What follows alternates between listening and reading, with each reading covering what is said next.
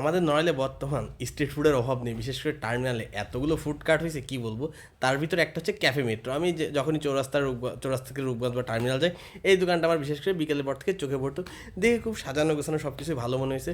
তো এখানে একটা জিনিস স্পেশাল পাওয়া যায়, সেটা হচ্ছে চিকেন ফুচকা। আমারও মনে একটু ভালো লাগছে যে চিকেন ফুচকা কখনো খাই নাই, একটু খেয়ে দেখি। তা যেই ভাবা সেই কাজ, 100 টাকা এক প্লেটের দাম। চিকেন অনেকই এক্সপেন্সিভ, তারপরেও ভাবলাম যে না, চিকেন ফুচকা স্পেশাল কিছু হবে। সেও বললো যে আমাদের জিনিসটা স্পেশাল, কিন্তু তার বানানো দেখে মনে হলো না আমার স্পেশাল বা অতটা ভালো হবে।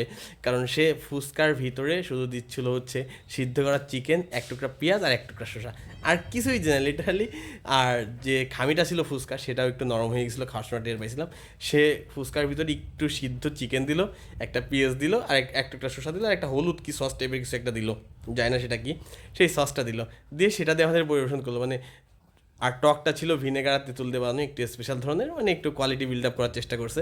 বাট খাওয়ার পরে আমার মনে হলো কি যে না, এর কোয়ালিটিটা আরও অনেক উন্নত করার দরকার। কারণ ফুচকার যে একটা মশলা আছে আমরা নর্মাল দোকানে যেগুলো দেখি, সেগুলোর কিছুই ছিল না এটাতে। এই জন্য আমার মনে হয় কি যে না, আপনাদের আরেকটু আপগ্রেড করা উচিত এই বিষয়ে। তারপর এটা ফুচকাটা খেয়ে ভালো লাগলো না, তারপরে চিন্তা করলাম যে আচ্ছা, টার্মিনালে আরও অনেক দোকান আছে, সেদিকে যেতে। আমরা এই পাশে চলে আসলাম, একটা দোকান আছে দ্য মিট বক্স, এখানে দ্য মিট বক্স পাওয়া যায়।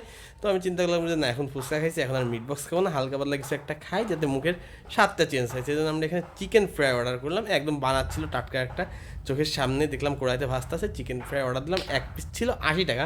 আমার কাছে এখানেও দামটা একটু বেশি মনে হয়েছে, অনেক জায়গায় 60 টাকা 70 টাকা পাওয়া যায়, ঠিক আছে, 80 টাকা কোনো ব্যাপার না। এখানে চিকেন ফ্রাইটা ভালো ছিল, দ্য মিট বক্স দোকানটার নাম। চিকেন ফ্রাইটা দিয়েছিল 80 টাকা, এখানে ভালো ছিল।